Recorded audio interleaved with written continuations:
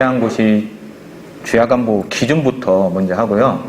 그러니까 고시가 이렇게 분리해서 지금 교육을 하고 있잖아요. 그러니까 원래는 이제 기본적인 거를 이해하고 그 다음에 방문 유예한 기준 아니면 주야간보 기준 그 다음에 인력가산 추가라든지 이런 부분을 지금 설명해 드렸는데 지금은 주야간보 기준부터 좀 하는 걸로 좀 바꿔서 할게요. 네. 을 반영하여 신체활동 지원 및 심신기능의 유지 향상을 위한 교육 훈련 등을 제공해야 하며 각 호의 세부 기준을 준수합니다. 네, 그래서 주야간보가 기본적인 교육 훈련이라든지 관리에 대한 거를 각 호에서 이렇게 정리를 했어요. 상시적으로 수급자의 건강관리, 위생관리, 신체 상태를 고려해 운동을 제공을 해야 하고요. 그 다음에 정기적으로 사회적응 훈련, 분기 1회 이상 제공해야 하고요. 또 정기적으로 가족교육 등 가족 지지 및 참여 프로그램을 제공하고 반기 1회는 가족이 직접 내방하여 참여하는 프로그램 운영토록 해야 합니다. 우리가 이거는 사실 환수 쪽보다는 평가 기준의 내용이죠. 네. 급여 제공 기준. 두 번째, 주야간보 기간은 8시부터 22시까지를 표준급여 제공으로 하되 기간의 운영 규정으로 탄력적으로 운영할 수 있다. 예. 22시까지 표준인 거고요. 탄력적이라는 거는 24시 이전까지 규정에 따라 지정할 수 있고요. 그리고 24시 이후에는 수급자를 보호하여서는 안 된다고 나와 있죠. 근데 이게 여러 번 언급돼요. 왜 그러냐면 주야간보를 모시는 기관들 중에서 일부 어르신들이 그냥 주무시는 경우가 있어요. 왜 그러냐면 침실도 있고 휴면 공간도 있다 보니까 따로 일부 위반을 하셔가지고 주무시는 비용까지 받아가지고 24시간 이렇게 하시는 분이 계시는데 이런 분들은 다 환수를 당합니다. 그리고 또 주야간보 기간은 수급자를 24시간 이상 보호하여서는 안 된다. 그러니까 24시 이후에도 보호해서도 안 되고 24시간 동안 보호해서도 안 되고 만약에 보호하는 일이 있다면 천재지변 등 부득이한 사유 갑자기 가족이 교통사고를 나가지고 인계할 가족이 없다든지 여러 가지 사유가 있겠죠. 예. 그래서 그 사유를 급여 제공 기록부에다 기록을 해주셔야 합니다. 예. 주야간보 기간은 영양, 수급자의 기호 및 건강 상태 등을 고려하여 식사를 제공한다. 이것도 평가 기준이에요. 보면 영양사가 작성한 3천 이상 식단표 그리고 보온 상태로 제공을 해줘야 하고요. 식단표를 비치를 해줘야 하고요. 그 다음에 조리사의 청결 상태 그리고 특히 식사를 제공할 때 상태를 고려해서 식사를 할 때 이제 저같이 이렇게 당뇨가 있으신 분들은 아무래도 저염식을 드리는 게 좋을 것 같고요. 그리고 연화 상태에 따라서 일반, 다진찬, 갈찬 제공하는 게 좋을 것 같습니다. 근데 이제 예전에 처음에 주야간보 센터가 생겼을 때는요, 식사를 할 때 어르신이 늦게 드시면 일부 지금은 그런 일은 없겠죠. 식사를 거의 미뤄놓은 케이스가 있어요. 진짜로. 빨리 드시라고. 왜? 내일을 해야 하니까. 어르신이 늦게 드시면 내가 다른 일을 할 수 없으니까. 근데 연화가 좋지 않은 어르신한테 이렇게 쑤셔 넣으면 음식물을 쑤셔 넣으면 흡인성 폐렴으로 돌아가실 수가 있겠죠. 네. 식사를 위탁하였을 경우 간편한 조리조차 종사자가 제공할 경우 환수를 당합니다. 그래서 이 간편한 조리조차가 뭐가 포함이 되냐면요. 위탁을 했잖아요, 우리가. 그러면 간식 제공, 그 다음에 밥통 버튼 누르는 것도 그건 안 들어갈까요? 밥하는 거는 우리 솔직히 따뜻하게 제공을 해야 하잖아요. 반찬을 제공을 받는데 그건 안 들어가겠죠. 그렇죠? 그래서 간편한 밥조차 조리사가 없을 경우에는 절대로 밥도 하시면 안 돼요. 절대로.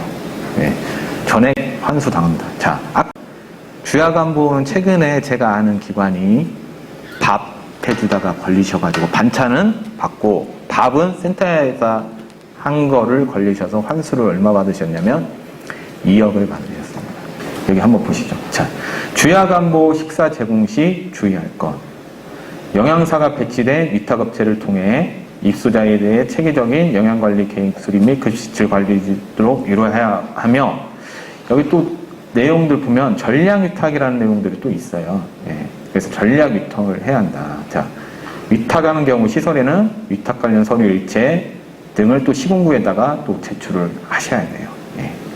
그러면 급식을 계약하는 경우 시설 내에는 조리 업무 등을 수행할 종사자가 없게 되므로 전량 위탁하는 것이 원칙이다. 예. 자, 여기 위탁 관련 기사가 있어요. 공단 심사 결정, 급식 전량 위탁 위반, 노인 장기한 기간에 환수 처분 일부 인정. 그러니까 밥하는 거를 파트타임 조리원분이 반만 하셨어요.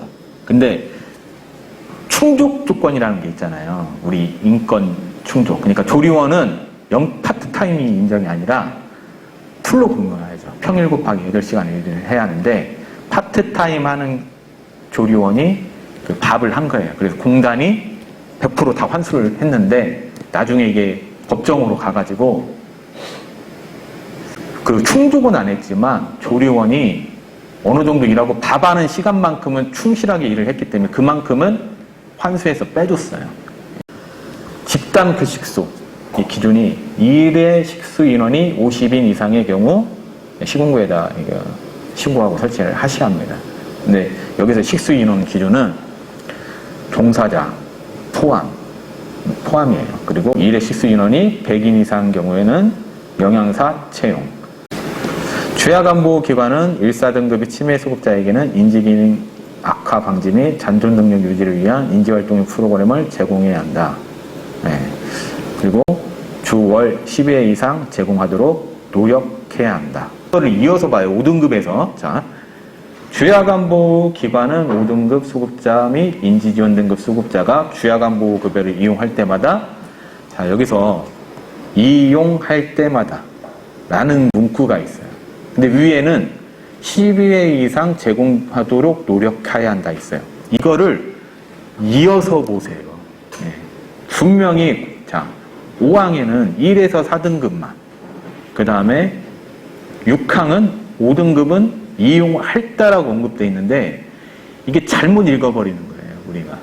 그래서 5등급 어르신을 매일 서비스를 인지활동형 프로그램을 제공하지 않고 12회 이상만 해가지고 환수당하는 경우가 있습니다.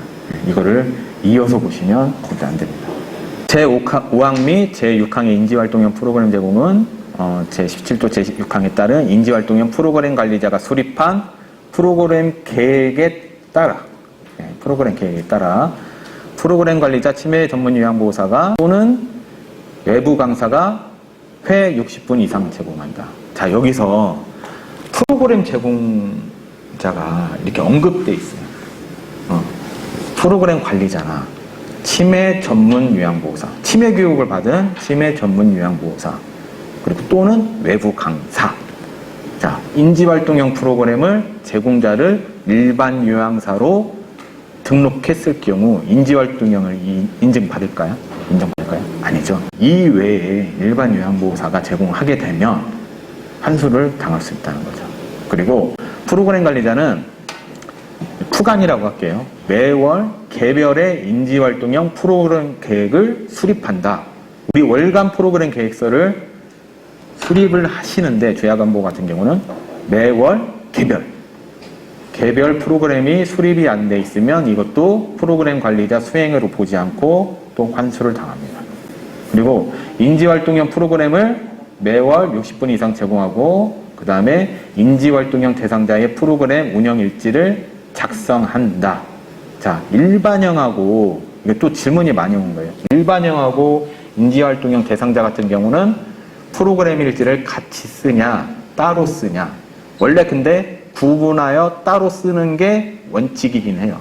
다만 프로그램 일지에 표시를 해주면 돼요. 왜? 인지활동형 프로그램을 제대로 받고 있는지 확인하게 표시가 되면 되는데 표시를 안 해주면 지적받을 수가 있어요. 예.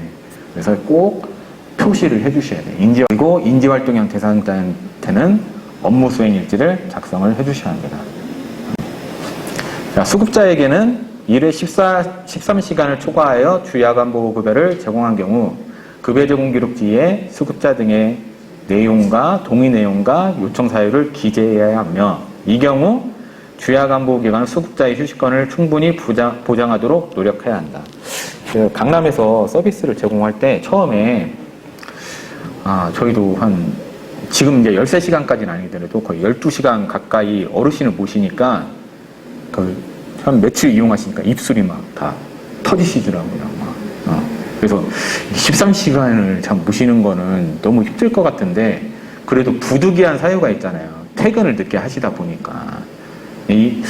막 이런 거는 사실 어르신 편의보다는 보호자 편의를 위해서 이렇게 좀 만들어준 것 같아요. 이런 문제가 있다 보니까. 저 같은 경우도 그 사업 때문에 좀 늦게 오셔야 하는데 저희가 이제 시간을 너무 오랫동안 어르신을 모시고 계시면 안 되니까 이제 집에 모셔다 드린 경우가 많았거든요. 자, 5, 6등급자의 인지활동형 프로그램 미제공식 산정 인정에 자, 프로그램 관리자가 퇴사한 날로부터 21일이 경과하지 않은 경우 이게 또 인정이 되고요. 적극적인 채용한 노력이 있어야 돼요. 항상 직원이 퇴사하면 퇴직 특례를 이용하시려면 워크넷이라든지 이런 증빙할 수 있는 자료가 좀 필요할 거고요. 그 다음에 퇴직 특례 때 보직 변경, 그 다음에 부서 이동, 육아 휴직 이거는 퇴직 특례가 적용이 안 됩니다. 이거는 정말 조심하셔야 돼요. 그러니까 육아휴직 가신 다음에 갑작스럽게 육아휴직을 가서 퇴직특례가 아니라 퇴사. 퇴사라는 게 반영이 돼야 돼요. 그리고 천재지변 등 부득이한 사유로 인하여 수급자에게 인지활동형 프로그램을 제공하지 못한 경우도 당일 인지활동 프로그램을 제공하지 않더라도 가능하다. 막 갑작스럽게 병원 가시는 일 많죠. 주야간보 이렇게 운영하시다 보면. 근데 천재지변에는 정기적인 병원 이동은 불인정한다. 예측이 가능한 거죠. 천재지변은 불가항력적인 막 이런 거를 천재지변이라고 하지 예측 가능한 정기적인 외래위험은 해당이 안 된다는 거 참고하십시오.